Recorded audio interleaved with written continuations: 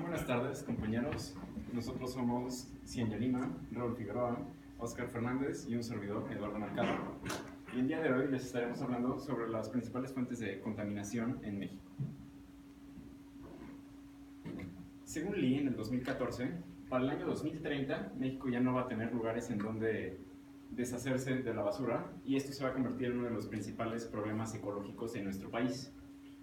Otras de las dos principales fuentes de contaminación que tenemos actualmente son los residuos químicos, por ejemplo, los productos que se utilizan para fertilizar o para matar los insectos y las plagas en diferentes cultivos, se quedan en las tierras y es muy difícil quitarlos.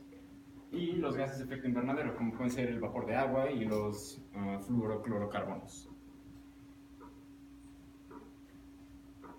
En primer lugar, se tiene que tener muy claro qué es un contaminante. Un contaminante, de acuerdo con Carl Schmitt, Streicher y Wiese en el 2010, es una sustancia que altera la composición química de un compuesto, es decir, condiciona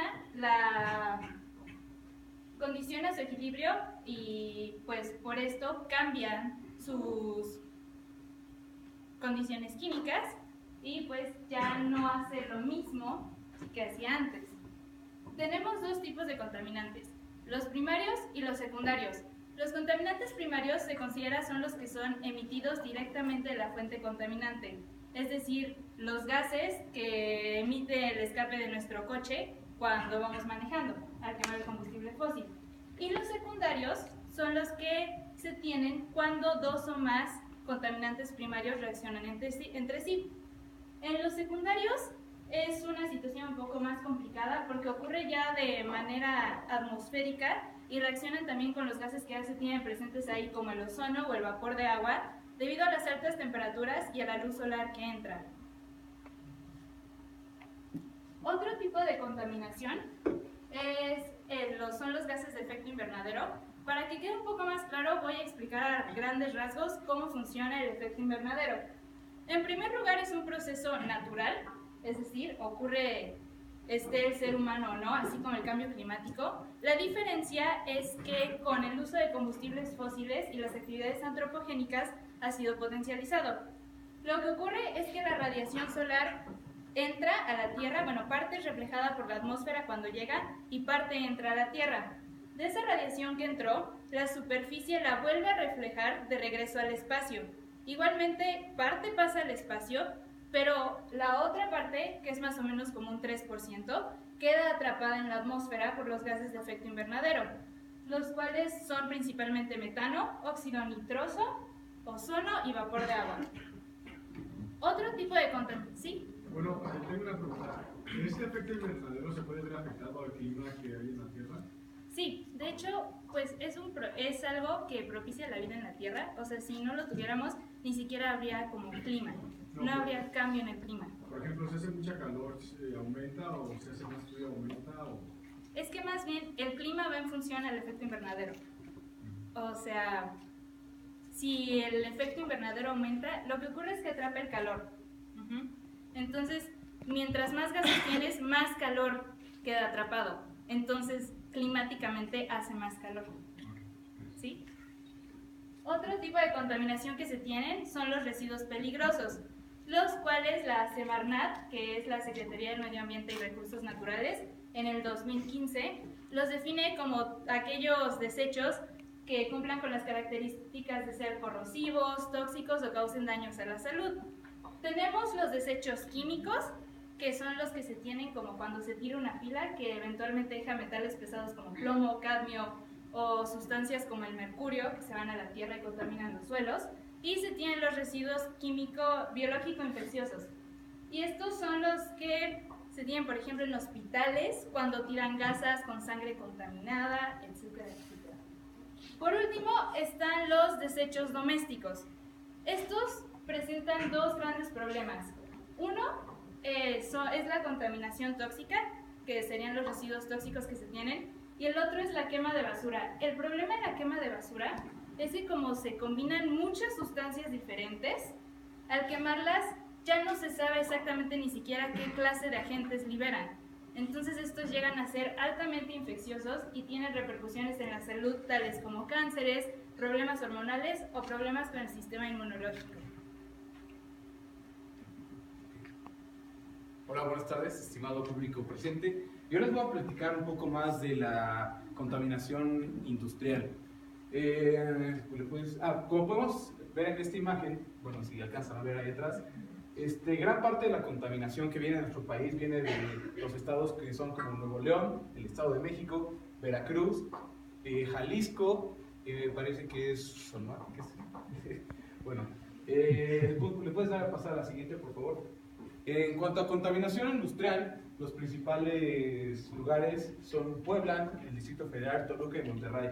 Esto se debe a que, gracias a que en los años 80 empezaron a surgir una serie de reformas que cambiarían la estructura o los sistemas de productividad que teníamos en nuestro país.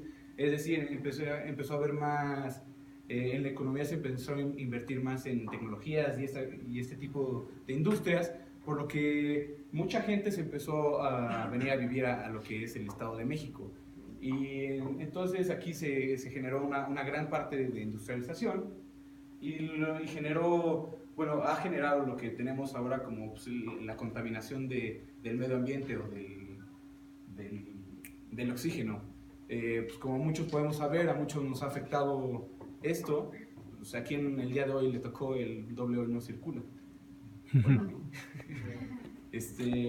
pero déjenme platicarles que esta problemática empezó desde hace mucho tiempo atrás, desde hace 3 décadas me parece, solo que ningún partido político o algún programa había querido solucionar este problema, pero bueno, como lo están viendo, pues lo estamos viviendo, ¿no?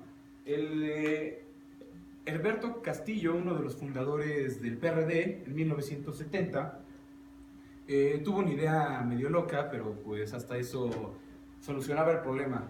Quería meter unos ventiladores enormes en el Ajusco, hacer hoyos gigantescos, para que todo el aire o la contaminación de la zona conurbada de Valle de México saliera. Por lo que vemos, los países son sistemas. Las capas de aire polares y eso funcionan por secciones, líneas. Entonces, la contaminación que se produce en Nuevo León nos termina llegando a nosotros, la contaminación que se produce en Veracruz nos termina llegando a nosotros, y este es el principal problema del Valle de México, ¿no? Aparte que estamos rodeados sobre una cadena montañosa y tal. Pero para terminar de concluir mi tema, me gustaría citar el periódico El Financiero, que define como la contaminación industrial como la filtración de gases o de productos tóxicos al medio ambiente por parte de las industrias. Pero como bien había mencionado mi compañera Cianya, la principal problemática de esto no son los productos en sí. Según datos de la Organización Mundial de la Salud, las industrias solo producen el 60% aparte de los coches son como un 20%, pero producen un 60% de toda la contaminación. Entonces, todo esto es en el proceso, digamos, todos han visto la cantidad de humo que sacan las refinerías y todo eso, ¿no? Entonces, sí. ¿Qué pasa con la gente que vive cerca de los tiraderos o las industrias? ¿Son más propensas a contraer enfermedades? Claro que sí. Pues como como ya sabemos, bueno, la contaminación en el aire afecta nuestras vías respiratorias, pero la contaminación industrial no solo afecta el aire, afecta el agua y el suelo. El uso de pesticidas es uno de estos ejemplos, siento ejemplo sobre todo. Alguien que vive al lado de una zona así puede que tome agua contaminada, se mezcle con algún producto tóxico, es decir, pues, no hay una buena calidad de vida. Una pregunta. Sí, claro. ¿Qué punto de vista tienen ustedes sobre el no circula, no desde el lado de un ciudadano, sino como un analista del problema ambiental? ¿Y cuál sería una posible solución inmediata que darían al problema? Ok. Esa si quieres yo te la contesto ahorita más adelante, que es el punto que voy a tomar. Gracias. Por ejemplo, si, como tú habías mencionado de los ventiladores gigantes, que su función prácticamente lo único que hace es recircular el aire que pasa por la atmósfera. ¿No crees que el aire ya contaminado se iría hacia otros estados o otros países y ahí se estancaría? El problema, como ya había mencionado, es que nosotros vivimos así en una cadena montañosa. Entonces, pues, toda la contaminación que nos llega se queda. Y pues bueno, pues sería una posible solución para nosotros, pero pues sería este aire se terminaría contaminado, se terminaría yendo a otras partes, si no es de México, del mundo, yo creo. ¿Hay alguna regulación para las industrias con respecto a los contaminantes que pueden como pasar? Sí, claro que sí. De hecho, hay una refinería en Tlalnepantla que hace 2 semanas fue clausurada, que después de lo de con la precontingencia ambiental no siguió ciertas regulaciones y los clausuraron. Gracias.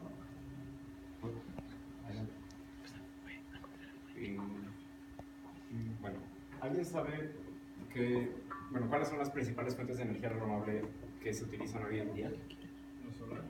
La solar, ajá. La eólica Y la nuclear. la nuclear.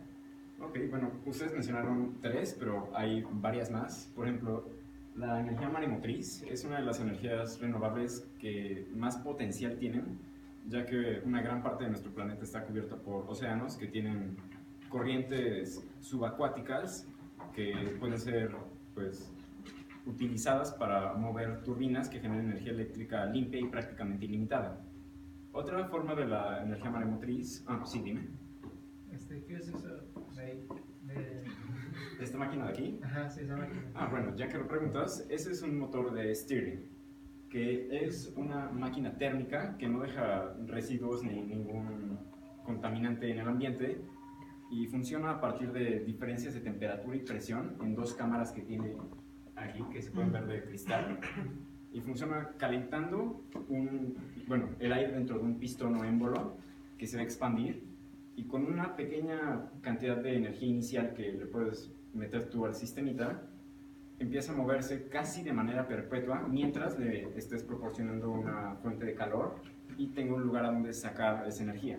Entonces el aire se empieza calentando dentro del pistón, lo que hace que se expanda y mueve una rotonda que puede estar conectada a un generador. Y una vez que se expande, como hay una menor presión, el aire tiende a enfriarse y muchas de estas máquinas tienen una recámara de congelamiento en el que el aire se vuelve a enfriar y se vuelve a contraer, jalando el pistón de regreso. Entonces, esta es una de las soluciones que queremos proponer, que son pues, de energía muy limpia y bastante efectiva, ya que no requieren de ningún trabajo mecánico o un esfuerzo grande. Bueno, continuando con el tema de las energías renovables, en México hoy en día hay varios parques eólicos que tienen varios generadores que funcionan moviendo turbinas con la energía del viento, que obviamente tienen diferentes medidas de seguridad para que no vayan a soltarse y lastimar a la gente que puede estar alrededor, y también las tratan de poner en lugares poco poblados o poco urbanizados porque el sonido que generan es muy molesto.